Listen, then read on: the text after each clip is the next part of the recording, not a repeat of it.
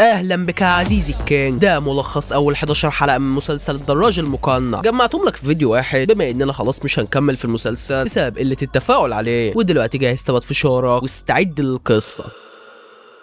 وبيبدأ المسلسل بالأخبار اللي بتتكلم عن خطف الممثلة نيمو، أشهر ممثلة وعارضة إعلانات في المدينة والكل بيحبها. بتكون مخطوفة من عصابة خطيرة، والعصابة بيطلبوا 10 مليار وإما هيقتلوها. 10 مليار يا حبيبي، هي ياسمين صبري يلا ولا إيه؟ لا، واللي هيشلك أكتر يا زميلي إن الناس اللي في المدينة بتلم من بعضها وبيدفعوا ال 10 مليار، وبرغم إن العصابة خلاص خدوا الفلوس ولكن بيقرروا يقتلوا نيمو. الواد ده بيقرر هو اللي يقتلها بنفسه، ولكن فجأة بيقطع الحبل بالسكينة. مين ده يا زميل؟ وحش العرين، أسطورة الأبطال الخارقين. بقى كل هيكون كابوس لأي هيتيا يفكر يعمل تنين. الاسلحه بتترفع عليه من كل مكان، فبيكلم زعيمه وبيقول له هتعامل معاهم انا يا ريس، فبيقول له خش هتجيبك. الواد بيخرج عليهم مسدس الخرز ده، وبالفعل بتجيبه يا زميل. بينزل فيهم تخبيط شمال في يمين، والطلقه خارجه منه بتوقع بدل الراجل 2، وده بناء على كلام المخرج مش كلام انا يا حسين. المهم انه بيخرم فيهم بالسلاح، واللي بيقف في سكته بيرتاح. البت دي بتخرج عليه الشوتجن وبتحاول تجيبه، ولكن هي طلقه بتخلص الحوار، وبيخش على اللي بعديها وبيعمل منه منبار. الواد ده بياخد نيمو في الزحمه وبيرميها من فوق المبنى، ولكن دي مش النهايه يا زميل. بيحضر وحش العرين، وبطريقه سوبرمان بيوصل لها وبيقدر انه ينقذها. بيضرب طلقه على الباب، بيخلص على زعيم العصابه اللي كان واقف وراه. هتقول لي عرف مكانه منين؟ هقول لك دي حاجه من عند الله. المهم ان البت دي بتظهر وبتقول له اصحى يالا. الحمد لله يا زميلي، كل الكذب ده كان حلم مش اكتر، وده الحلم اللي باكو بيحلم بيه من زمان. نفسه يبقى بطل خارق ويساعد الناس وينقذهم من الاشرار، ما عرفش يبقى كده في الحقيقه، فبقى بيحلم كل يوم انه بينقذ الناس، وبقى راسم لنفسه في خياله انه العميل السابع وشغال في منظمه قائدها هو الزعيم زيرو. ولكن اخته مي مش حابه يشغل دماغه بموضوع الابطال الخارقين خالص، ولا حتى يعرض نفسه للخطر. وبعدها باكو بيخرج من البيت وبيقول لنفسه انا عاوز اساعد الناس، وفي نفس الوقت اختي خايفه عليا وانا مش عاوز اخليها قلقانه على طول. وفجاه بيشتغل اعلان لممثلته المفضله نيمو، وهي بتقول ارفع راسك وخليك دايما بتسعى ورا حلمك واوعى تستسلم، فبيقول لها من عينيا. وبعدها بيروح يقدم على شغل، وقبل ما يجي دوره بيقعد يلعب مع البنت الصغيره دي. الموظف بينادي على اسمه وباكو بيدخل يقعد معاه. الموظف بيقول له عاوز تشتغل ايه؟ فبيقول له عاوز ابقى عميل سري. بيقول له نعم يا حبيبي؟ بيقول له اقصد عاوز اشتغل اي شغلانه تخليني اساعد الناس. وفي وسط ما هو بيتكلم البنت اللي كان بيلعب معاها بتقوم تجيب حاجه، وساعتها الراجل ده بيروح يتكلم مع البنت وبيقول لها تعالى اجيب لك حاجه حلوه يا حبيبتي. بياخدها وبيخرج، وباكو بيشوفه وبيستغرب، وفجاه بيلاقي البنت بتدور عليها، فبيعرف ان اللي خد البنت مش ابوها ولا حاجه. بيطلع يجري على بره وبيشوفه هو واخدها وماشيين. بيفتكر الحلم اللي حلمه امبارح، فبيقول انا قدها. بيطلع يجري على الواد، وفي نفس الوقت بيعدي من جنبه شيطان اسمه نوكس، شيطان الاحلام وكابوس لاي حد بيظهر له. وبيقول كويس ان الواد ده جري يلحقها. وفي نفس المكان بيكون موجود الضابط فوجي، واللي بالمناسبه ده اختصار لاسمه فوجيمي. المهم ان العربيه الصفرا دي بتعدي من جنبهم، وفوجي بيكون مستغرب السرعه اللي هي ماشيه بيها. العربيه بتروح على باكو وبتشيله من على الارض. باكو بيقع متدغدغ، وفوجي بيروح يلحقه بيقول له انت كويس يا ابني؟ بيسيبه وبيروح يفتح باب العربيه، وبياخد صدمه عمره لما ما بيلاقيش حد فيها.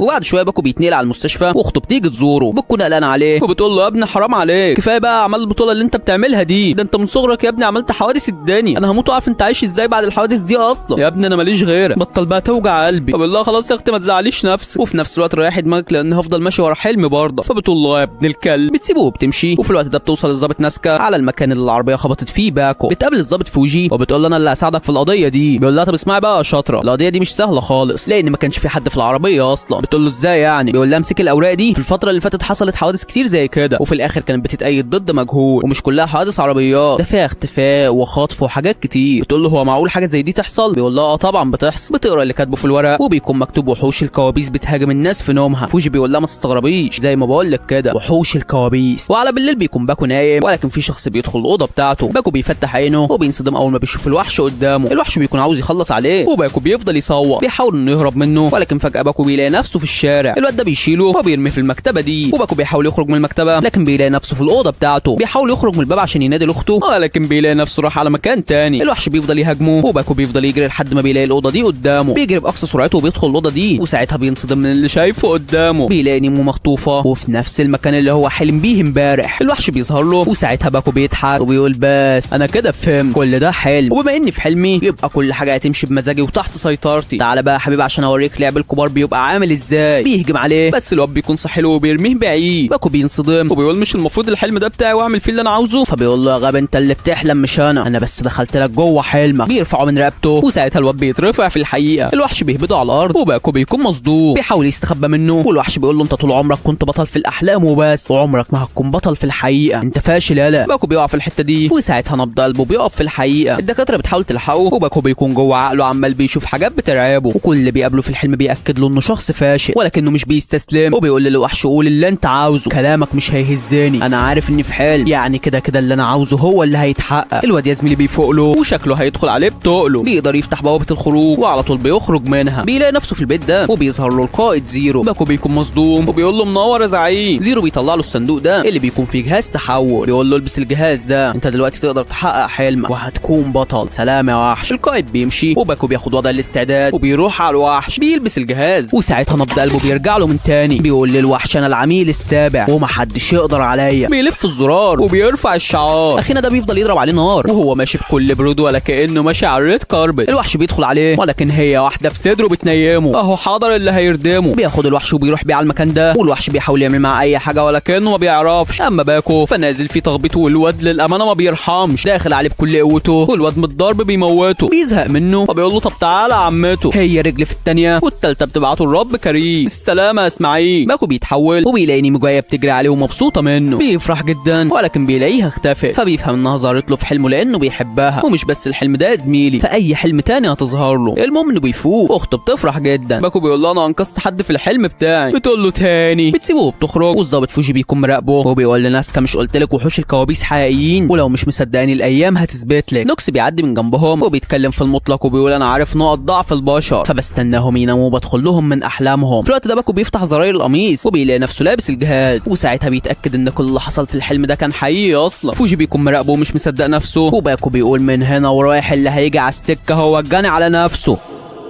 وتاني يوم نوكس بيروح يطلع وحش جديد من سجنه وبيقول له جهز لان الدور عليه. انما باكو فبيكون في حلم جديد ولكن الحلم المره دي بيكون اصعب من الحلم اللي قبله لان كل الشرطه بتجري وراه وبيكونوا عاوزين يمسكوه وهو نفسه مش بيكون عارف هو عمل ايه. بيقابل نيمو فبيقول لها استخبى بسرعه لان الشرطه بتطاردني ولكنها بتكلبشه وبتقول له نسيت اقول لك ان انا طالعه في الحلم ده شرطيه. وفجاه عربيه الشرطه دي بتنفجر، بيخرج منها وحش وده بيكون وحش القنابل. باكو بيكون عاوز يتحول ولكن الكلبش بيكون ماسك في ايديه وفجاه الوحش بيهاجمه فبيطير بعيد وبيرجع عليه من تاني. بيلبس جهاز التحول وبيبدا يتحول يا زميل. بيظهر للواد ده من وراه وبيقول له تعالى ده انت حكايتك على الله. الاتنين بينزلوا ببعض تخبيط والواد ده بيستعمل قوه النار بتاعته ولكنها مش بتفيده. بيكون هيطبق المباني وساعتها باكو بيجري وبيخرج على بره وفجاه كل عربيات الشرطه دي بتنفجر. الباب ده بيتفتح وباكو بيركز معاه وفجاه الشرطه بتحضر وبتقبض عليه. الواد بيصحى من النوم وبيكون مستغرب انه اتقبض عليه في الحلم وبيقول انا لازم افهم ايه اللي بيحصل. انما ناسكا فبتكون رايحه لفوجي ومتضايقه جدا لان في الاصل هي كانت اعلى من فوجي برتبه لكن دلوقتي رتبتها قلت، اكيد عملت حاجه في شغلها وصلتها لكده. المهم انها بتدخل العربيه لفوجي وبتلاقيه نايم وبيشخر فبتقول له صح النوم عمهم. بيقول لها اخيرا جيتي تعالي معايا بقى لان ما عندناش وقت. بياخدها وبيخرجوا بره وبيقول لها انا عاوز ادور في موضوع الواد اللي اسمه باكو ده واديك شفتي بعينك خد اصابه ما فيش بني ادم طبيعي بياخدها وبيعيش والواد عاشه بقى زي الفل. بيفضل مراقب باكو وبيقول لها شفتي ادي مخبي حاجه تحت التيشيرت. بيروح يتكلم معاه وبيقول له انا الظابط فوجي تعالى معايا بقى على المركز عشان عاوزك في كلمتين. فبيقول له ليه يا عم هو انا عملت ايه؟ بيقول له ما عملتش حاجه بس انت مخبيه تحت هدومك. فبيوري له جهاز التحول وبيقول له انا شفت البتاع ده في حلمي ولما صحيت لقيته ملفوف على صدري. فبيقول له شفت ايه كمان في حلمك؟ بيقول له شفت الممثله نيمو. بيقول له ايه ده بجد كانت حلوه بقى ولا ايه؟ اقصد طب ما انا كمان بشوفها في حلمي لانها ممثله مشهوره. باكو بيقول له مش دي المشكله، المشكله اني شفت وحش مخيف وكان بيقول لي انا دخلت لك حلمك. باكو بيتنطط من الفرحه وبيقول له كمل. ناسكا بتقول له يكمل ايه يا ابن الكلب؟ باكو بيكمل القصه لفوجي وفوجي بينصدم وبيقول له ده انا حلمت بنفس الحلم ده النهارده. باكو مش بيكون مصدق نفسه وبيقول له ازاي انا وانت نشوف نفس الحلم؟ ناسكا بتتشل منهم وبعدها الثلاثه بيروحوا على عربيه الشغل. فوجي بيقعد مع باكو وبيقول له احنا بنشتغل في القضايا الغريبه وخصوصا قضايا الوحوش. ناسكا بتقول له يا عم ده مش شغلنا. بيقول لها خليكي في حالك لان انا مش هرتاح غير لما اوصل لسر الوحوش دي. فبتزعل وبتقول له انا كمان كنت زيك بحب شغلي ولكن اللي حصل بقى. وبعدها باكو بيروح ياخد اخته من الشغل وبيعرفها ان الشرطه استدعته النهارده لانهم كانوا عاوزينه في حاجه ولكن مش بيرضى يقول لها كانوا عاوزينه في ايه. وعلى بالليل بيكون قاعد باصص لجهاز التحول ومره واحده بيلاقي التليفون اللي يخص بدله التحول بتاعته بيرن. باكو بيرد وبيقول له مين معايا؟ القائد زيرو بيقول له انا اللي معاه افتح الدولاب بتاعك. باكو بيفتح الدولاب وبيلاقي شماعه غريبه بيلفها وساعتها بيتفتح باب سري ورا الدولاب. باكو بيدخل وبيلاقي نفسه في البيت بتاع زيرو. لا بس بامانه البيت بيكون فخم على الاخر. زيرو بيقول له انا جهزت لك المكان الفخم ده عشان يبقى هو المكان السري بتاعك. المكنه دي بتتحول لروبوت وزيرو بيتكلم من خلالها. وملحوظه بس يا زميلي عشان تبقى فاهم كل حاجه، زيرو مش هو الروبوت ده، هو بس بيتحكم فيه عن بعد.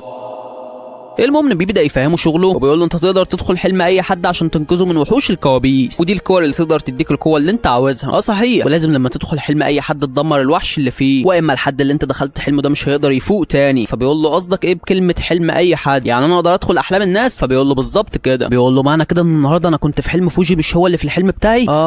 انا كده فهمت كل حاجه. وفجاه بيجي لهم انذار، باكو بيبدا يجهز وبيكون لازم يتحرك بسرعه عشان ينقذ فوجي. بياخد المكنه الريس 365 دي، وطبعا انا بهبت في اسم المكنه. المهم انه بياخدها طيران ورا الوحش وبيقول له خد يلا هو انا هحلك. المطارده بتبدا بالصحاب والامانه بتقوم خراب. الوحش بيحاول يعطل باكو بقدر الامكان، بس تعطل مين يا غلبان؟ باكو بيثبت فيه زي الدبانه الغلسه اللي بتبقى قاعد في امان الله وبتفضل ترازي فيك كده يا زميل. المهم انه بيقف قصاد العربيه وبيخبطها بالنص بيشقلبها، وانا كمحمد مصدق اللقطه دي وحاببها. المهم انه بياخد السيف ده وبيدخل بيه على الوحش. الوحش مش بيقدر عليه وباكو بيكون رايح ينهيه، ولكن بيحس بحد ماسك ايده. نوكسي بيتكلم معاه وبيقول له الانسان وهو جوه الحلم بتاعه بيعمل الحاجات اللي مش قادر يعملها في الحقيقه. باكو بينصدم من الكلام ده لان معنى كلامه ان اللي الوحش بيعمله دلوقتي هو اللي فوجي عاوز يعمله. باكو بيقول طب ليه فوجي عاوز ان ده يحصل؟ انا ما بقتش فاهم حاجه.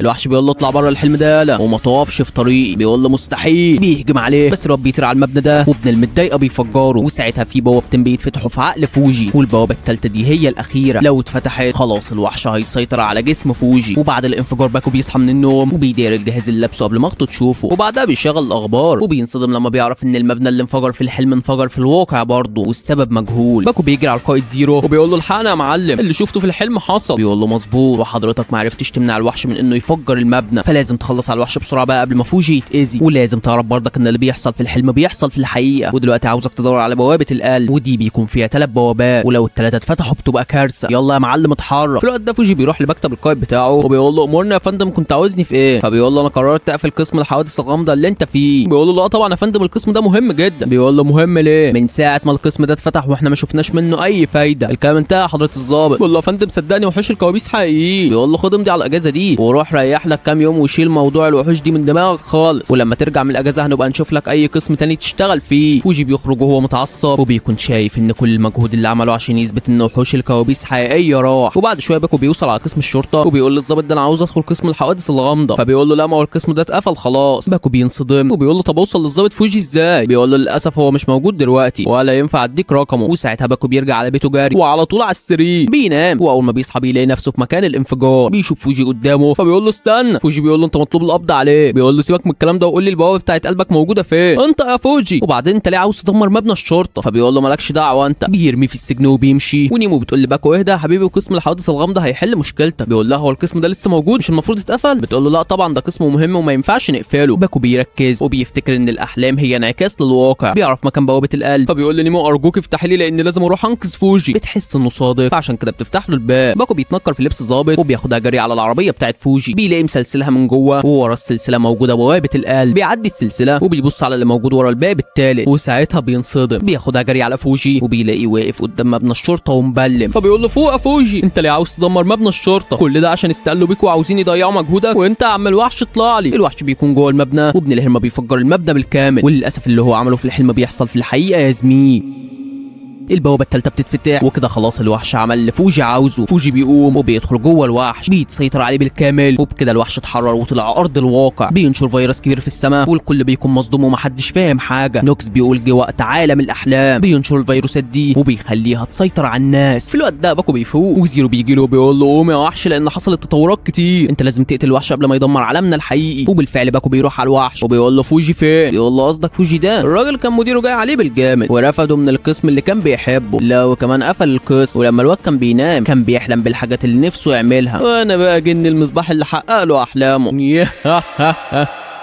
بيقول له فوجي حلم بكده لانه كان متعصب، انما في الحقيقه هو عمره ما يأذي حد. بيلبس جهاز التحول ولكن الواد بيروح عليه وبينزل تخبيط فيه. الجهاز بيتنطر بعيد وباكو بيحاول يوصل له. بالفعل بيوصل له يا زميل. اهو جالك وحش الجيل. بيتحول ابن المعلمين وبيدخل داخل التنانين. بيدي الواحده في الثانيه بالسيف بيشرح له حديد جسمه. بيدخل عليه بواني متبادله ولكن الوحش بياخده وبيكسر بيه الحيطه وبيخرج بره. باكو بينطره في الحته دي وبيغير كبسوله التحول. الوحش بيحاول يهاجمه بس بعد يا غلبان اهو فاق لك الوحش الهيمان. بيفرد جسمه عليه عليه وما بيسميش على معليه. بيديله ضربه الواد بيلفت منها ولكنها بتجيله من ظهره. باكو بيخرم جسمه وبعدها بيفعل قوته وبيدخل عليه، وهي واحده في الثانيه في الثالثه بينهيه. لا وكمان بينقذ فوجي وبينقذ العالم بتاعه اللي كان هيتدمر على ايد الوحوش. بيقول لفوجي قوم يا زعيم انت كنت بتحلم مش اكتر. ناسكا كمان بتيجي تطمن على فوجي وباكو بيختفي من المكان. اما نوكس فرغم ان خطته فشلت ولكن ما بيكونش متضايق عشان عارف ان اللي جاي اكتر.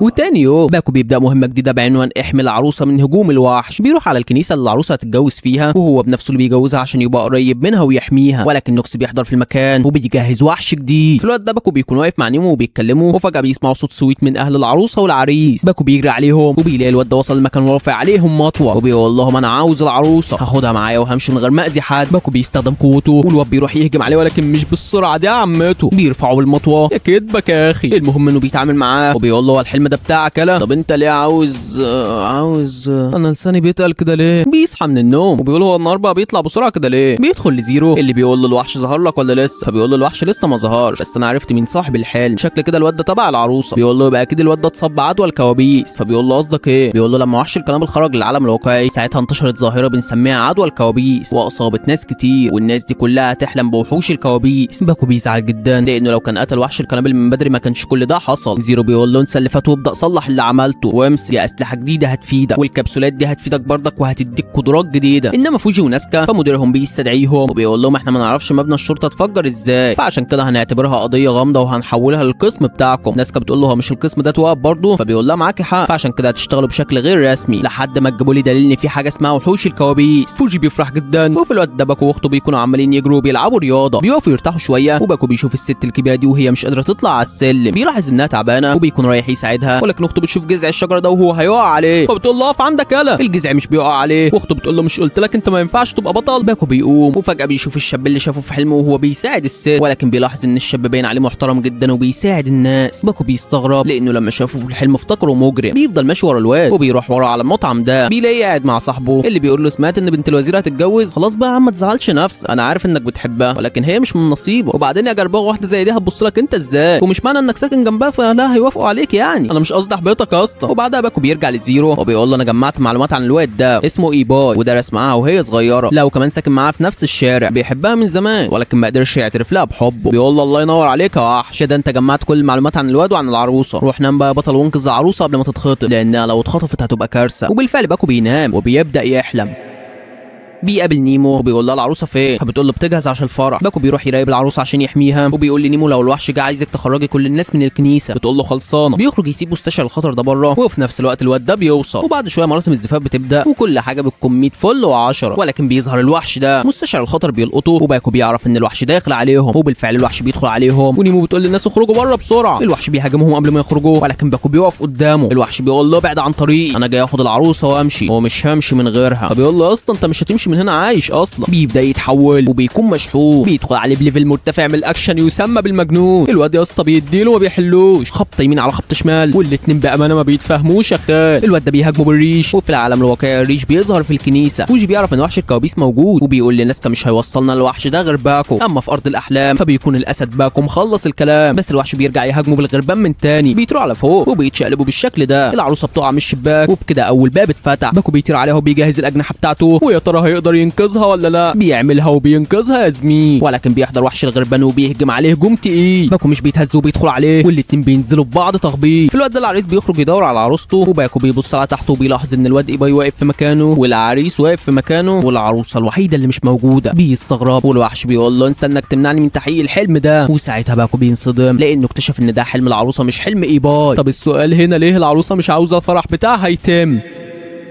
تخيل بقى يا زميلي لو كنت سبتك للفيديو الجاي عشان تعرف الحقيقه بس انت عارف محمد الكينج ما يهونش عليه تشويق والاحداث بتكمل معانا بباكو وهو لسه هاجم على الوحش بيفجروه بس الوحش بيكون لسه عايش وبيطير بعيد. باكو بينسى خالص وبيروح ينقذ العروسه وبينزلها على الارض وبيقول لها هو انت اللي كنت عاوزه الفرح بتاعك ما يكملش؟ بتنصدم انه عرف ومش بتقدر ترد عليه. وبعدها باكو ونيمو بيقعدوا معاها وبيقولوا لها كان باين عليك انك مبسوطه جدا ايه اللي غيرك؟ فبتقول لهم انا ما كنتش عارف ان امنيتي هتخلي كل ده يحصل بس انا كنت متردده ومش عارفه انا عاوزه الجوازه دي ولا لا. وفجاه ذكرياتها بتعرض المكان ده. باكو باكو بيصوره لانه عارف ان خلاص النهار طلع وهيصحى من النوم، واول ما بيفوق بيلاقي الشباك مفتوح، بيستغرب لانه ما بيسيبوش مفتوح اصلا، واول ما بيبص قدامه بينصدم لان الدولاب كمان مفتوح. بيدخل جوه وبيلاقي الاتنين دول في المكان. واللي حصل يا زميلي ان الواد ده خد ناسكا وقال لها تعالي ندخل ندور في شقه باكو على اي حاجه. طلع من الشباك ولقاه نايم. بيقول له يا علاء اصحى حبيبي الشقه بتولع، ما بيردش عليه، فبيدخل جوه من غير ما ياخد اذنه. وفي الوقت الحاضر بيقول له انت ايه قصتك يالا؟ باكو بيقول لي زيرو اعمل ايه؟ بيقول له قول لهم الحقيقه، هم شرطه وممكن يساعدونا في مهمتنا. وبالفعل بيقول لهم الحقيقه، ولكن ناسكا ما بتصدقش، بس فوجي بيصدق لان في اكتر من حاجه تثبت كلام باكو. ناسكا بتقول له ترزع في حته ولا. في الوقت ده اخت باكو بتخبط عليها عشان تدخل الاوضه، فبيسيبهم وبيخرجوا يقعد معاها بسرعه. فوجي بيتصنت عليهم وبيعرف ان باكو مش معرف اخته الحقيقه، وفجاه بيشوف صوره العروسه وكل الناس اللي حواليها. انما باكو فبيقول له اخته انا حاسس اني شفت المكان ده قبل كده. اخته بتبص في الصوره وبتقول له اه يا ابني ما احنا عدينا على المكان ده امبارح واحنا بنتدرب. بيقول لها اه صحيح. وبعدها بنشوف العروسه وهي قاعده مع عريسها اللي بيعرفها انهم هيسافروا اماكن كتير بعد ما يتجوزوا. بيلاحظ انها متضايقه ولكنها بتعمل فيها مبسوطه وبتخبي عليه. اما باكو فبيرجع الاوضه السريه وفوجي بيقول له احنا هنساعدك يا معلم في مهمتك، وانت كمان هتدينا المعلومات اللي هتجيلك وهنشتغل مع بعض. بيقول له قبل اي حاجه بس لازم تعرف ان اللي انت بتشربه ده بنزين مش شاي. فوجي بينصدم وبعدها بيقول لباكو الوحش كان عاوز ايه من العروسه. بيقول له كان عاوز يخطفها. فبيقول له حلو يبقى انا هاخد ناسكا وهنروح نحقق مع العروسه دلوقتي عشان نعرف ايه الموضوع. وبالفعل بيتحركوا وباكو بينساهم خالص وبيروح عند المكان ده.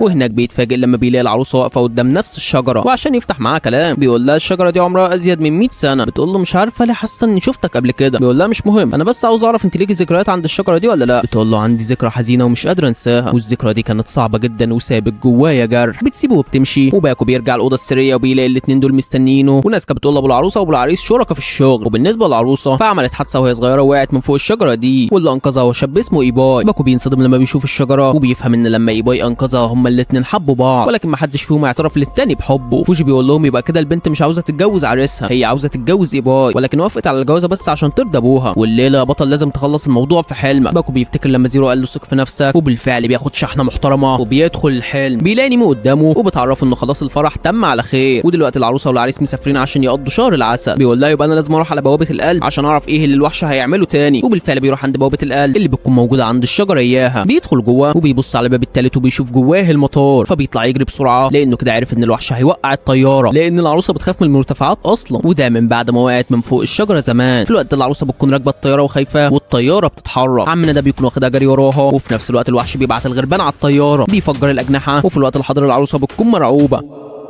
اما في الحلم فالوحش باكو بيوصل الغراب ده، العالمي بيبدا يتحول ابو الصحاب وبيدخل يقلبها خراب. اهو جالك عمك يالا، بيخبط في يمين وشمال، بيعطل اي جزء جواه كان شغال، بيطلع لفوق والوحش بيكون وراه ومش سايبه. ولكن باكو بيوصل للطياره وبيشغل الكبسوله الجديده. ابن اللعيبه بيستخدمها صح وبيقدر يتحكم في الطياره وبيرفعها قبل ما تقع. بيركب الطياره زي السكوتر، ولكن الواد ده مش بيكون سايبه في حاله. طب تعالى يا خاله، بيحبسه جوه القفص ده وبكل ما عنده من قوه بيدي الواحده بتنهيه. وابن اللعيبه بيقدر يعملها وبيخلص المهمه بنجاح. بيفوق وبيكون في منتهى السعاده عشان انقذ العروسه. في الوقت ده العروسه بتكون مسافره هي وعريسها، وبتكون فرحانه لان عريسها قرر ما يسافروش بالطياره، وده لانه حلم بحلم الطياره وهي بتنفجر. حبيبها بيكون واقف باصص عليهم وبيقرر يسيبها تعيش حياتها بما انها خلاص بقت مبسوطه. فوجي بيجي له وبيقول له جرى ايه يالا، انت هتتخلى عنها بالسهوله دي؟ بيقول له يا عم كده احسن لينا احنا الاثنين. ايه ده انت مين يا عم انت؟ باكو بيوصل هو كمان وبيبص على العروسه وهي ماشيه مع عريسها وبيقول لهم بتمنى لكم حياه سعيده. انما نوكس فهموت واعرف جايب برود الاعصاب ده منين؟ ده مهمته ما بتعملش حاجه غير انها بتفشل، بس يا ترى مهمته الجايه هتفشل ولا لا؟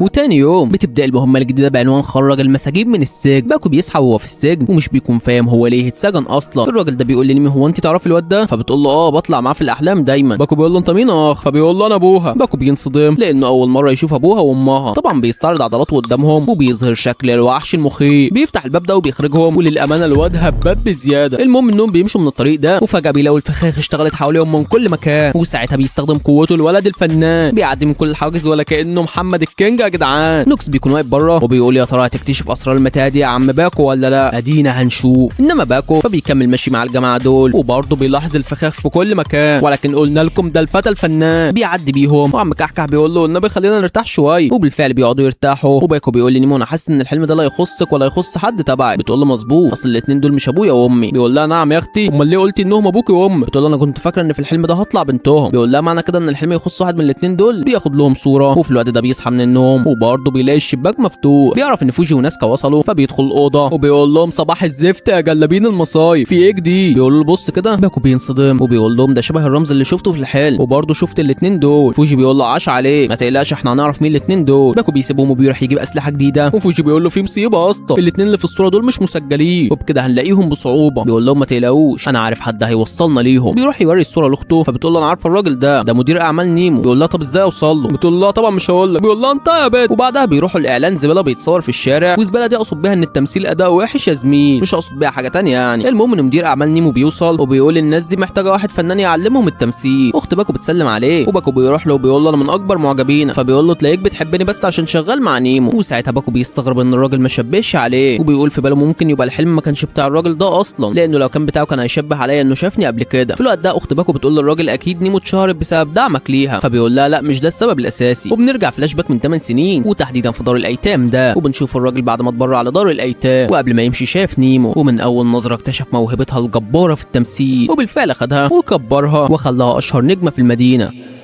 وفي الوقت الحاضر بيقول لهم البت دي موهوبه بالفطره، انا بس كنت مجرد سبب بسيط في انها تبقى ممثله اعلانات، ولكن هي اتشهرت بمجهودها. باكو بيفكر في الموضوع وبيقول طب ليه نيمو ما قالتليش في الحلم ان ده مدير اعمالها؟ بيرجع للاتنين دول وبيقول لهم نيمو بتعتبر الراجل ده زي ابوها لانه دعمها كتير، وعلى فكره هي كانت عايشه معاه هو ومراته ظهرت في الحلم، بس انا ما بقتش فاهم حاجه. ناسكا بتقول له الراجل ده لسه مطلق مراته من قريب. فوجي بيقول لباكو طب روح نام يا معلم واعرف لنا ايه اللي هيحصل النهارده، تنام وتصحى بالسلامه يا اخويا. وبالفعل باكو بيروح ينام، واول ما بيدخل الحلم بيقول لي نيمو الراجل ده مدير اعمالك مش كده؟ بتقول له بس الموضوع ده ملوش علاقه بالحلم. بيقول لها انت بتضحكي على ايه؟ انا عاوز اعرف ايه اللي بيحصل، احنا لازم ننقذ صاحب الحلم ده واما هيموت. فبتقول له يا عم ولا مش عاوز اتكلم في اسراري. بتسيبه وبتمشي، وهو بيطلع يجري وراها عشان يلحقها، وفجاه بيشوفوا مخرج قدامهم بيجروا عليه، واول ما بيخرجوا بيلاقوا نفسهم في المصنع ده، وفجاه الوحش بيهجم على نيمو، ولكن باكو بيلحقها منه وبيقول لها امشي انت وتعالى انت. بيتحول وبيدخل يشربوا الفانتا. الوحش منشره بيكون مقويه، ولكن باكو بيكون اجمد مني، بيفضل يخبط فيه بسلاحه وبيرجع عليه بالمقبض بتاعه بيدمره. بيستغرب انه خلص المهمه بسهوله، وفجاه نوكس بيظهر له وبيقول له لسه ما خلصتش يا بطل. باكو بيقول له انت مين؟ بيقول له انا اللي بسيطر على الوحوش. بيستخدم قوته وبيقدر يصحي الوحش ده من تاني، لا وكمان بيكون عمل منه نسخه كمان. باكو بيدخل عليهم، وفي وسط ما هو بيتضرب منهم نوكس بيقول له انت هنا في سجن الهلاك واستحاله تخرج منه. باكو بيحاول يشغل دماغه، وفي نفس الوقت بيتفادى هجمات الوحوش بكل سلاسه، وبيكون عارف ان الاتنين دول نسخ مش اكتر. انما الوحش الحقيقي مين؟ الوحش الحقيقي هو السجن ذات نفسه يا زميل. ايوه هو. نوكس بيقول له كويس انك فهمت اللعبه يا بطل، وريني بقى هتخرج من هنا ازاي. فاضل بوابه واحده ما اتفتحتش. بيقول له انت ليه بتعمل كل ده؟ بيقول له يا جدع الناس بتحلم بالحاجه اللي هي مش قادره تعملها في الحقيقه، ومحسوبك بقى اللي بيحققها لهم جوه الحلم. وفجاه الراجل ده بيقول خلاص احنا مش هنخرج من الحلم ده، تعال يا نيمو. بياخدها وبيطلع يجري، وقبل ما باكو يروح ورا الوحش بيهاجمه. اما عم كحكح فبياخد نيمو وبيدخل المكان ده وبيقفل الباب. وفي الوقت الحاضر الاتنين دول بيكونوا واقفين مع مرات الراجل، وبيكونوا عاوزين يعرفوا ايه سر طلاقها منه. فبتقول لهم من 4 سنين حصلت حاجه غريبه، كان نايم في مكتبه وصور نيمو في كل حته حواليه، ولكن كان بيحصل له حاجه مرعبه جوه الحلم. وفي الوقت ده باكو بيكون عاوز يحصل الراجل، ولكن نوكس بيقول له ده باكو لانك مش تقدر تعمل حاجه. باكو بينصدم وبيقول له انت عرفت اسمي ازاي؟ فبيقول له ما تستعجلش، في يوم من الايام هتعرف كل حاجه. باكو بيتعصب فبيعزز الطاقه وبيخبط فيهم بلا باقه، هي خبطه واحده بيفجر الاتنين ابو الصحاب. بيقول للست دي يلا نمشي من هنا. بيخرجوا براه ولكنها بتكون تعبانه. باكو بيقول لها خلاص خليك انت هنا. بيسيب مستشعر الخطر جنبها وبيقول لها لو حصلت اي حاجه مش تمام اهربي بسرعه. بتقول له خلصانه. بيسيبها وبيجري على فوق عشان يوصل لنيمو، ولكن كانه بيجري في نفس الضوء. بيصحى من النوم والواد بيكون جايب ميه من كل حته بالصحاب. بيروح يحكي كل حاجه لزيرو اللي بيقول له طب اسمع بقى يا معلم، بما انك محبوس جوه الوحش يبقى مش هتلاقي بوابه القلب بالسهوله. بيقول له طب اعمل ايه؟ الاتنين دول بيوصلوا وزيرو بيعمل نفسه مكنه. فوجي بيقول لباكو ايه الاخبار؟ فبيقول له الراجل ابن الدايخه خد نيمو واختفى بيها جوه السجن. ناسكا بتقول لفوجي يعني توقعاتك طلعت غلط، الراجل لو عاوزك تكون بنته ليه هياخدها هي وهيسيب مراته. بيقول لها يا ست مش حاجه غريبه ان الراجل يفضل بنته على مراته، وخصوصا بعد الحادثه اللي حصلت. باكو بيقول له حادثه ايه؟ ناسكا بتقول له شوف بنفسك. بيشوف الاخبار اللي مكتوب فيها ان في اتوبيس عمل حادثه وفي ركاب كتير من اللي كانوا على الاتوبيس اتصابوا. ناسكا بتقول لباكو على حسب كلام مربي جوكي فهو ونيمو كانوا موجودين في الاتوبيس ده. باكو بينصدم وفوجي بيقول له نيمو اتصابت في الحادثه دي، ولكن الراجل اللي بيعتبرها بنته خبى الموضوع على الناس. بيقول له انت بتهزر يا عم انت ولا ايه؟ امال ايه الصور اللي متعلقه في الشارع دي وازاي بشوفها في الحلم كل يوم؟ بيقولوا له لو على الصور فهتتعمل بالفوتوشوب عادي، اما الاحلام فكلنا بنشوفها مش انت بس، لكن انت عمرك شفتها في الحقيقه. باكو بينصدم وبيسيبهم وبيمشي. بياخد اخته وبيروح على شركه بيجوكي، واخته بتقول له يا عم ايه اللي جابنا هنا؟ الراجل بينزل لهم وبيقول لهم في ايه؟ باكو بيقول له انا العميل السابع مش محتاج اعرفك بنفسي، كده انت شفتني في الحلم. بيقول له مظبوط اتفضلوا على جوه. بيدخلوا جوه والراجل بيقول له انا كنت عارف انك هتيجي يا باكو. بيقول له انا عاوز اعرف حاجه واحده، نيمو اتصابت في الحادثه فعلا؟ بيقول له مظبوط فعلا اتصابت، كنا انا وهي راكبين الاتوبيس وماشيين والدنيا تمام، ولكن في عربيه خبطت في الاتوبيس، وللاسف نيمو كانت جنب الشباك ساعتها. انا ما حبيتش ان الخبر ينتشر، فعشان كده وديتها على مستشفى خاص عالجها فيها من غير ما حد يعرف، ولكن اللي حصل انها اختفت من المستشفى، وما نعرفش اتخطفت ولا هي اللي مشيت ولا ايه اللي حصل. ولكن برغم اللي حصل برضك رفضت اعرف اي حد حتى الشرطه، قلبت الدنيا عليها انا ومراتي ولكن ما لقيناهاش. باكو بيقول له ليه خبيت الموضوع على الناس؟ كان زمانهم كلهم بيدوروا عليها. بيقول له لو عرفت الناس حاجه كانوا كلهم هيزعلوا، الكل كان بيحبها وبياخد طاقه ايجابيه لما بيتفرج على اعمالها، وانا مش عاوز الناس تحبط. ده غير ان عندي سبب تاني، وهو اني مش قادر اصدق الخبر، انا كل يوم بحلم بليله الحادثه. بيقول له انا كمان مش مصدق لحد دلوقتي. بيرجع الاتنين دول وبيقول لهم انا واثق ان نيمو لسه عايشه، ده غير ان ابوها رخر عنده امل انها لسه عايشه، وانا لازم اساعده واخرجه من الكابوس ده. وفعلا ابو الصحاب بيرجع على الكابوس، وفي نفس الوقت بيجوكي بياخد نيمو وبيطلعوا اعلى مكان في السجن عشان يحميها من الوحش، ولكن الوحش بيحضر وبيهجم عليه. نوكس بيجي له وبيقول له خلاص حلمك هيتحقق، انت مش كان نفسك ان الزمن يرجع وانت اللي تتصاب مكانها؟ انا يا عم هخليك تحقق امنيتك، اهزم الوحش ده وانا هخلي نيمو ترجع للواقع تاني. بدون ذره تفكير الراجل بيمسك الحديده دي وبيروح على الوحش، ولكن الوحش بيديله خبطه بينيمه تاني، بس بيحضر المعلم الكبير اللي في اي حته ومع اي حد سداد يا زميل، العميل السابع باكو. بيقول له الراجل ما تصدقش نوكس، هو اصلا عاوز حلمك يتحقق هنا، وده عشان الوحش يسيطر على جسمك. نوكس بيقول له انت مالك بالموضوع يا عم، هو الراجل حابب كده. الوحش بيهجم على باكو وباكو بيبص لبيجوكي وبيقول له ما حدش لقى جثه نيمو لحد دلوقتي، ومعنى كده ان في نسبه 80% انها عايشه. بيبدا يتحول وهي واحده وارجع يا اهفق لكم بعد ما كان ساكت لكم. بيروح لنيمو وبيقول لها انا عرفت كل حاجه، وحقك عليا اني كنت بضغط عليكي عشان تعرفيني الحقيقه، انا مقدر ان ده كان سر عندك. بتقول له انا ما كنتش عاوز اعرفك لاني لحد دلوقتي ما اعرفش ايه اللي حصل لي في الواقع. بيقول لها ولا يهم، انا هفضل دايما جنبك وهدور عليكي في ارض الواقع وهرجعك، وانت كمان اعتمد عليا وبوعدك اني هرجعها لك. الراجل بيفرح وباكو بيقول للوحش تعالى بقى انا وانت نمرح. نوكس بيقول له مستحيل تخرج من هنا، بيكتر عليه الوحوش. لا ما هو ده ما بيتهدش يا عمنا، بيتحول والواد بيكون كفاءه وربنا، بيعمل معاهم ميكس ما اتعملش. واركن انت يا هلس، بياخد كل واحد فيهم على قده، واللي زعلان بيبعته لجده، بيفرقع عثمان وبيخلص منه، ولكن جهاز الانذار بيعرفه ان مربي جوكي خلاص هتودع، السجن بيكون هيقفل عليها، وباكو مش بيكون قادر يروح لها لانه قدامه تتار، ولكنه بيشغل دماغه وبيعملها الوحش المغوار، بيخرج نسخ كتير منه على الوحوش، اما النسخه الحقيقيه فبتطلع على مخ الوحش الكبير. كل النسخ بتاعته في ضربه واحده زربو وفي دربكش بتخلص الحوار، اما هو فبيدخل على مخ الوحش وهيعملها ولا ايه؟ ولا ما تتجننش، بيتجنن وبيعملها ابن المعلمين، وبسم الله راجعين للاكشن راجعين. بيجوكي بيجري على مراته وبيقول لها حقك عليا، بتقول له انا مش زعلانه منك، فعلا انت كان لازم تنقذ نيمو. باكو بيبص لهم من بعيد وهو مبسوط، ونوكس بيقول اشهد لك انك كفاءه يالا ونجاح، ولكن مسيري هعرف سر قوتك، وفي العالم الواقعي فراشة الشر بتطير. والراجل بيفوق يا زميل، ولكن بيفوق وهو كله امل ان نيمو لسه عايشه ومسيرها هترجع له. وباكو كمان بيجي له وبيقول له انا لسه عندي وعد ليك، بيقول له تسلم يا شقيق، ولكن يا ترى نيمو فين يا صديق؟ نيمو بتكون مع نوكس يا ابن الهرمه.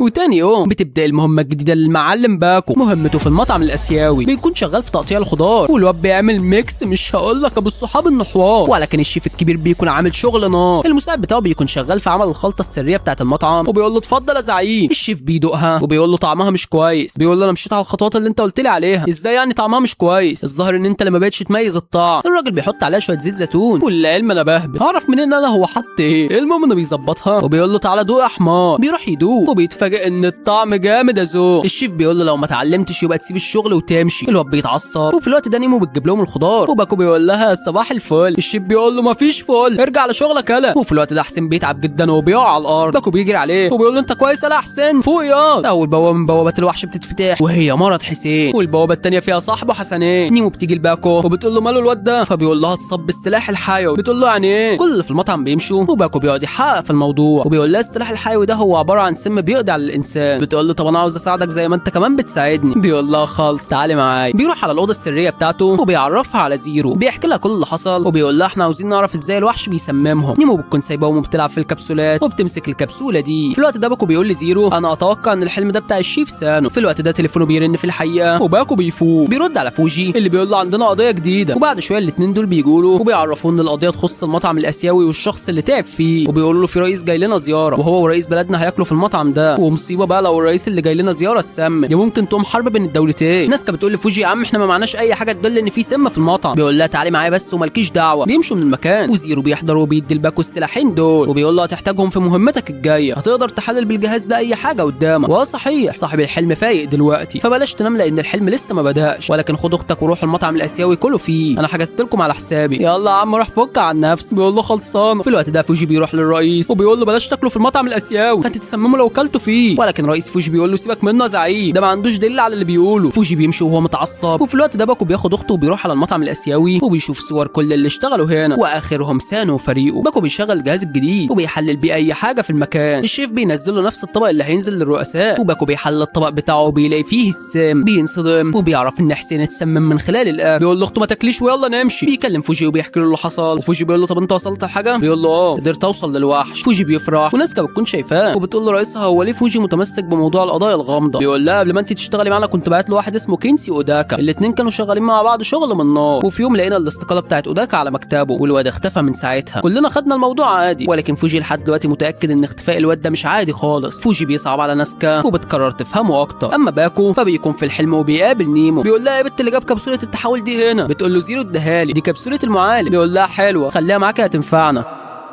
بيدخلوا جوه وبيلاقوا سانو قاعد بيعمل الخلطه. باكو بيقول له استنى، فبيقول له انت بتعمل ايه هنا؟ المفروض تروح تقطع الخضار. نيمو بتقول له باكو في ايه؟ فبيقول لها السم هو الخلطه الخضراء دي. سانو بيقول له قصدك ان في حد حط السم في الخلطه؟ فبيقول له الخلطه ذات نفسها هي السم. وفجاه كل الخلطات بتطلع عليهم، ولكن باكو بحركه من الكبسوله بينطرهم بعيد. الخلطه بتتحول للوحش وباكو بيقول له منور. الوحش بينقله لمكان تاني وبيروح عليه. باكو بيمشي نيمو وبيبدا يتحول ابن الايه، بيلف الكبسوله وعلى وضعك يا رجوله بيبدا يخبط فيه، والواد يا اسطى بيكون اسطوره. ولكن الوحش بيحاول يطوله عشان يدخل السم جواه، بس باكو بيكون مصحصح له ومن قفاه بيتلفاه. بيعملها معاه ورغم هجمات الوحش ولكن الواد اسطوره ولا حاجه شغلاه. الوحش بيقرر يهاجم نيمو عشان يشتت باكو وباكو بيروح يحميها ولكن بياخد السم مكانها. بيتعب جدا وما بيكونش قادر يتحرك. نوكس بيظهر له وبيقول له لو فضلت كل شويه رايح جاي على عالم الاحلام يبقى مسيرك هتحلم بالكوابيس. باكو بيبص جنبه وبيلاقي سانو هو كمان اتسمم. باكو ما بيكونش قادر يساعده لانه تعبان ابو الصحاب، وزي ما هو تعبان في الحلم بيتعب في الحقيقه. اخته بتكون مرعوبه عليه وباكو في الحلم بيكون مركز مع سانو اللي بيقول انا مش هستسلم ولا هضيع حلمي. باكو بيدوس على نفسه وبيقف على رجله وبيشغل كبسوله المعالج. بيلف الزرار والمره دي بيعلي الشعار. بيتعالج واللي فك كان هزار بس اللي جاي مهالك. بيدخل على الوحش اللي مهما بيخبطه الواد بايديه بيلخبطه. بيروح على سانو وبيبدا يعالجه هو كمان. بيعملها الولد الفنان. ونوكس بيقول للوحش روح دمر الكبسوله اللي مع باكو. الوحش بيروح يدي باكو ضربه، الواد بياخدها ما بيقومش منها تاني. نبضه بيقف وزي ما بيقف في الحلم بيقف في الحقيقه. نوكس بيقول له وحش الكوابيس خلص على حد في حلمه فكانه خلص عليه في الحقيقه. في الوقت ده نيمو كمان اخت باكو بيكونوا مرعوبين عليه، ويا ترى دي النهايه ولا ايه؟ الوحش بيكون رايح عشان يخلص على باكو تماما، ولكن نيمو بتشوف السلاح بتاع باكو جنبها. بتاخد الكبسوله وبتحطها في السلاح، ونوكس بيوقف الوحش لانه عاوز يشوف تاثير الكبسوله هيبقى عامل ازاي. نيمو بتخبط باكو بالكبسوله ومن شده الضربه بتتنطر بعيد. باكو بيفوق ونبضه بيرجع له في الحقيقه زو. نوكس بيضحك وبياخد الوحش وبيمشي. باكو بيروح يقوم نيمو وبيقول لها تستمع على مساعدتك ليا ولكن ما تعرضيش حياتك للخطر تاني. بيبص جنبه وبيلاقي سانو تعبان ولكن ما بيكونش عاوز يستسلم وبيقول انا لازم اقف على رجلي لان المطعم ده ما ينفعش يتقفل. باكو بيرجع على المطعم وبيلاقي حسن وحسين تعبانين بيعالجهم، وفي نفس الوقت ده نوكس بيكون معاه كتاب وفي رسمه عباره عن 4 كبسولات. الواد بيكون في منتهى الغضب وبيقول انا تعبت بقى من كتر الانتظار. غلبان ما يعرفش ان مهما الانتظار طال هيفضل واقف قصاده وحش مغوار. الوحش بيفوق وبيلاقي نفسه في المستشفى. بيكون هيقوم ولكن اخته بتقول له ترزق هنا لا مفيش خروج، عليا الطماطم بالخيار لو فكرت تخرج من هنا لقطعك طرنشات، وبتسيبه وبتمشي. بيقول له يا عم حد يخض حد كده. بيقول له اصلا جاي اطمن عليك واعمل واجب، انت شايفني قليل الاصل ولا ايه؟ وعلى العموم انا جيت اعرفك ان سانو اتنقل على المستشفى امبارح، وده مش بسبب السم، ده بسبب انه اصلا مريض وهيعمل عمليه، والعمليه هتتعمل بكره، وبكره ده هو يوم زياره الرؤساء اصلا. باكو بيفتكر لما سانو قال انا مش هستسلم ولا هضيع تعبي ومش لازم المطعم يتقفل. ما بيكونش فاهم حاجه ولكن بيضطر يوقف كلام مع فوجي لان اخته وصلت، وعلى بالليل بيفضل يفكر في الموضوع وبيستنى لما اخته بتنام وبيمشي من المكان. بياخدها زحليقي وبينزل على تحت. السيد سانو بيكون في نفس المستشفى وباكو بيبص على الاوضه اللي هو فيها وبيلاقي المساعدين بتوعه واقفين قدامه وبيقولوا الرؤساء هيجوا لنا في اليوم اللي هيتعمل فيه العمليه للزعيم، ولكن احنا لازم نرفع راسه ونعوض غيابه. هنعمل للرؤساء الاكل وهنخلي الزعيم فخور بينا. باكو بيفهم كل حاجه وان سانو كان بيدوس عليهم في الشغل لانه عارف انه في يوم من الايام هيموت وعايزهم هم يمسكوا المطعم زي ما غيرهم مسكوه. باكو بيروح لزيرو وبيقول له تعالى معايا وانت كمان يا بنت تعالي معايا. بيروحوا على المطعم في الماضي وفي العالم الواقعي. فوجي بيقول لرئيسه يا عم خلي الرؤساء يشوفوا مطعم تاني ياكلوا فيه، قلت لكم في 2 اتسمموا في المطعم ده. بيقول له انا ذنب امي ايه؟ هم مصممين ياكلوا في المطعم ده، ماليش انا دعوه، ولو معاك دليل على كلامك وريهولي عشان اروح اديهولهم. بيسيبه وبيمشي. وفي الوقت ده ناسكا بتكون راحت البيت بتاع كينسي اوداكا، وبعد ما بتخلص فوجي بيكلمها وبيقول لها تعالي لي بسرعه، احنا لازم نوقف الطباخين اللي في المطعم. اما في الحلم فباكو بيدخل المطعم وبيلاقي فيه بوابه القلب، بيبص من العين وبيعرف ان الهدف من الكابوس ده هو ان الرئيسين يتسمموا. باكو بيدخل الاوضه دي وبيلاقي فيها كتاب مليان وصفات اكل، وفي نفس الوقت مكتوبه احلام سانو اللي بيسعى لتحقيقها. في الوقت ده زيرو بيكلم باكو وبيقول له اتحرك بسرعه لان الطباخين بداوا يعملوا الاكل، فبيقول له خلصانه. اما الطباخين فبيروح على مكان الرؤساء عشان يطبخوا لهم، ولكن فوجي بيقف قدامهم وبيحاول يمنعهم وبيقول لهم سانو لو كان فايق كان هيمنعكم من انكم تيجوا هنا. فبيقول له احنا عارفين، ولكن بنعمل كده عشان نخليه فخور بينا ويعرف ان احنا قد المسؤوليه. فوجي بيتاثر ولكن برضك ما بيسمح لهمش انهم يدخلوا، ولكن الواد ده بيمسك فيه وبيخلي الطباخين يدخلوا المطبخ، بيبداوا يحضروا الاكل ويعملوا الخلطه. وفي عالم الاحلام سانو بيكون شغال في الطبخ الله ينور، ولكن الوحش بيحدف عليه السم بتاعه، وفجاه بيتشفط للمكان اللي المعلم باكو موجود فيه. اهو حضر المعلم الكبير، بيلبس الكبسوله ويبدا يتحول لرجوله. الوحش بيكون عايز يخلص عليه ولكنها مش بسهوله. باكو بياخده تخبيط طالع نازل ولا بيحله، الواد بيدخل عليه بغله، بيخبط فيه بالفاس ومن الاخر بيعبيه في اكياس. نوكس بيحضر ونيمو بتقول له انت مين؟ مش هسمح لك تتدخل. فبيقول له انا دخلت الحلم لان عندي شغل زي بيسيبها وبيمشي. وفي الوقت ده الطباخين بيحطوا الاكل للرؤساء زي ما سانو بيحطه لهم في عالم الاحلام. اما الوحش باكو فبيكون مخلص الكلام، داخل على الوحش وعلى السلام والتمام، الواد بيحشيه زي الحمام. انا سخنت معاهم ولا يا جدعان؟ ولكن نوكس بيدخل عليه وهي خبطه بيخلينا، بيكسر له مسدس العيد اللي فرحان بيه. وفي نفس الوقت الرؤساء بياكلوا من هنا وبيبداوا يتعبوا بالصحاب، وبنرجع تاني لباكو اللي بيصلح السلاح بكل السهوله. وساعتها نوكس بينصدم من قوه كبسوله المعالج وبيقول هي دي. الوحش بيهجم على باكو ولكنه بيتفادى ضربته، بيرجع له من تاني والواد من الضرب بيموته. بياخده صليتي موليتي بيعمل معاه اللي ما اتعملش، اركن يا ده هلس. بيروح عليه بكل غباء والواد بامانه اشهد له محدش يقدر يسده اياه. بيزنقه في الشجره دي وبيجمع كل قوته في رجله وبيديها له. سلامتك يا خاله. الرؤساء بيفوقوا وبيفضلوا يضحكوا وبيقولوا الاكل ممتاز. الطباخين بيفرحوا وفي نفس الوقت الشيف الكبير بيكون في منتهى السعاده، وكل ده بفضل المعلم الكبير باكو يا ساده. انما ناسكا فبترجع لفوجي اللي بيقول لها معلش انا كانت طريقتي بايخه معاكي النهارده. تقول له يا عم ولا يهمك، بس الفرق بيني وبينك ان انا ما بقدرش اصدق حاجه غير لما اشوف دليل عليها، زي مثلا اني دورت ورا موضوع اختفاء المساعد بتاعك. بينصدم وهي بتقول له انا عرفت انه ما بيرجعش البيت من بعد ما قدم استقالته وان ما حدش بيشوفه من ساعتها اصلا. تفتكروا انه اختفى بسبب حادثه غامضه؟ بيقول لها اه طبعا، ولكن انا هفضل ادور عليه لحد ما الاقيه. مين بقى المساعد بتاعه ابو الصحاب؟ خمن انت بقى. المساعد بتاعه هو نوكس. ايوه هو. بيهجم على باكو وبيثبته بالشكل ده، بياخد منه كبسوله المعالج وبيقول له هي دي اللي كنت عاوزها. باكو بيقول له انت عاوز منها ايه؟ فبيقول له نفس اللي انت عاوزه منها، عاوز اصلح العالم الواقعي. بيمشي وباكو مش بيكون قادر يتحرك من مكانه. وما خاله.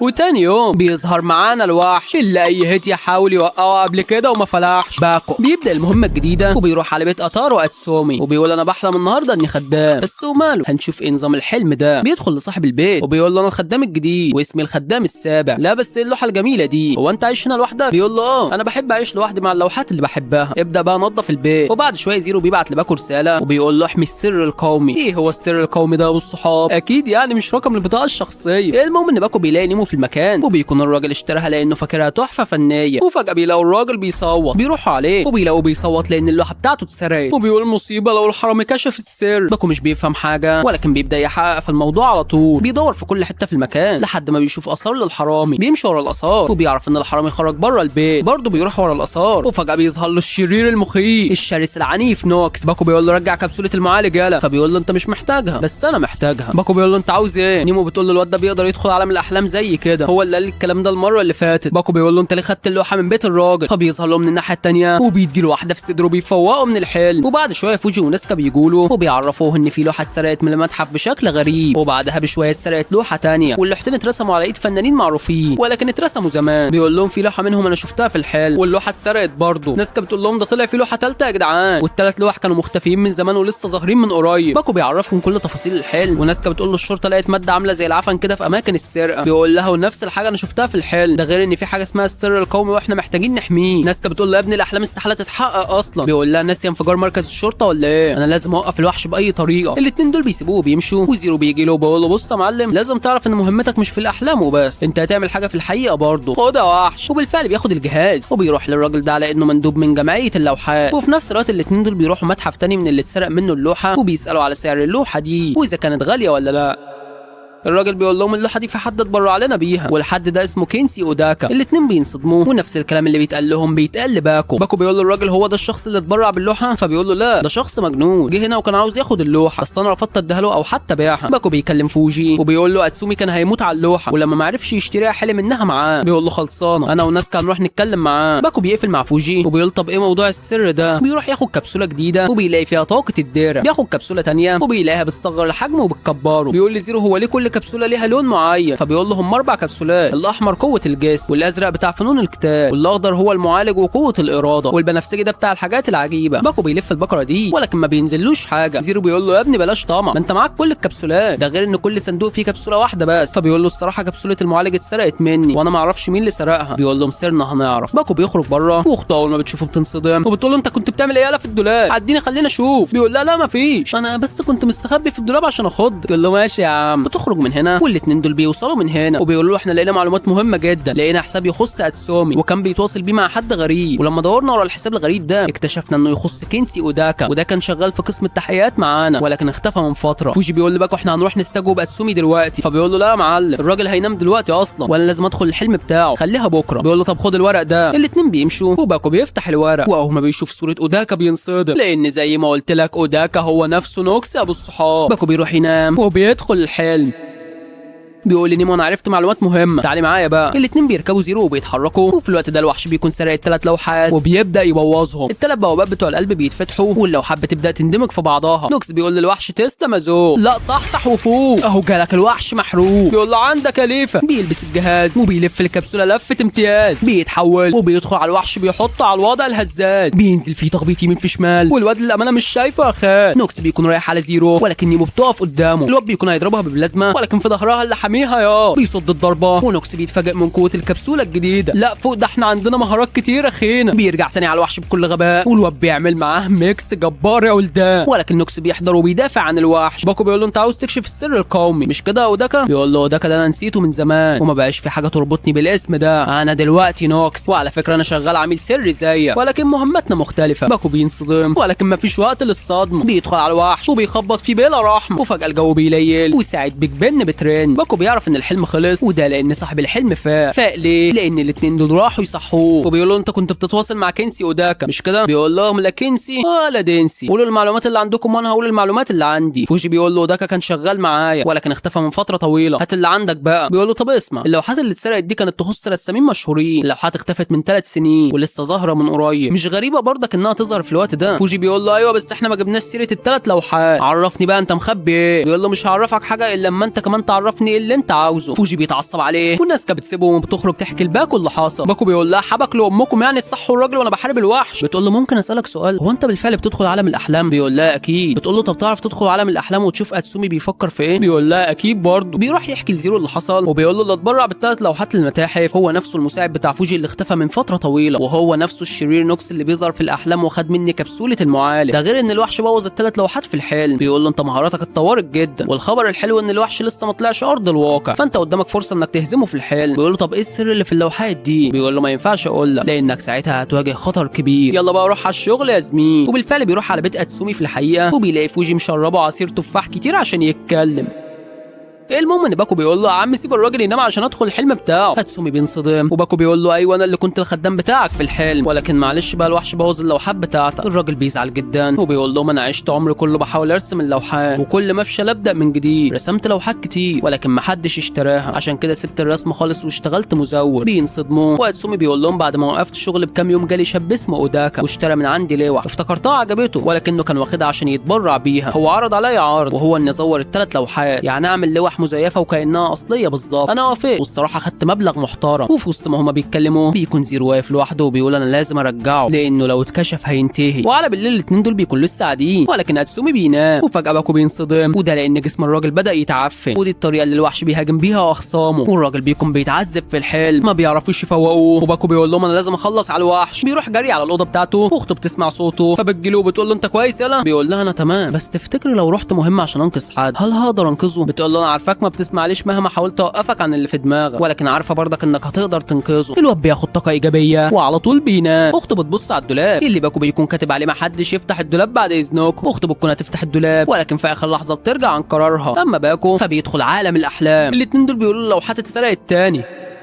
بيقول لهم طب انا لازم انقذ السيد اتسومي قبل اي حاجه، وبعد ما انقذه هنبقى نشوف مشكله اللوحات. وفي الوقت ده نوكس بيرش ماده غريبه على اللوحات، واللوحه بيحصل لها حاجات اغرب، بيتحولوا لبوابه ولوكس بيدخل من خلالها على الاوضه دي. بيلاقي الصندوق اللي كان قلب عليه الدنيا هو بيكون في منتهى السعاده. في نفس الوقت اتسومي بيكون خلاص هيودع، ولكن بيحضر الوحش اللي النهارده هيبدع. بيلف الكبسوله وبيدخل عليه الفتى الرجوله. بينزل تخبيط في الوحش حرفيا بيعميه من الضرب. الوحش مش بيقدر عليه وساعتها بيعمل ناصح وبيصغر نفسه. بيفضل يزاوله ولكن باكو بيفتكر الكبسوله العجيبه وبيبدا يستخدمها ابن اللعيبه. بيعملها وبيقدر انه يصغر نفسه. بيروح يحاربه وكالعاده بيسنطره. الواد بينزل فيه تلطيش والوحش ما بياكلش معاه عيش. بيلاقي نفسه مش قادر يعمل حاجه فبيصغر نفسه اكتر. مش مشكله مسكر. الواد بيصغر نفسه اكتر هو كمان وبيدخل عليه دخل الجمدان. حلوه خش هتجيبك يا فنان. بتجيبه والواد بكل سهوله بيخلص عليه. بيقدر انه ينقذ اتسومي وبكده خلص اول مهمه. بيرجع للاتنين دول وبيعرفهم اللي حصل. وزيرو بيقول له طب احنا كده مش هنقدر ننقذ السر القومي. بيقول له لا ما هو انا قبل ما اخرج من الحلم سبت جهاز المستشعر بتاعي هنا وخليته يراقب نوكس. بيعرفوا مكان نوكس وعلى طول بيروحوا عليه. بيدخلوا نفس الاوضه ولكن مش بيلاقوا فيها الشنطه البيضاء. زيرو بيقلق ولكن مش بيعرف باكو موضوع الشنطه. اما الشنطه فبتكون مع الشيطان نوكس. بيفتحها وبيكون فيها جهاز تحول متدمر. الكلب بيستعمل كبسوله المعالج وبيبدا يصلح بيها جهاز التحول، وبالفعل بيعملها وبيصلحه يا زميل. وبيقول اللي فات كان تسخين ولكن اللي جاي محتاج قلب متين لان كل اللي داخلين عليه هيكون جحيم.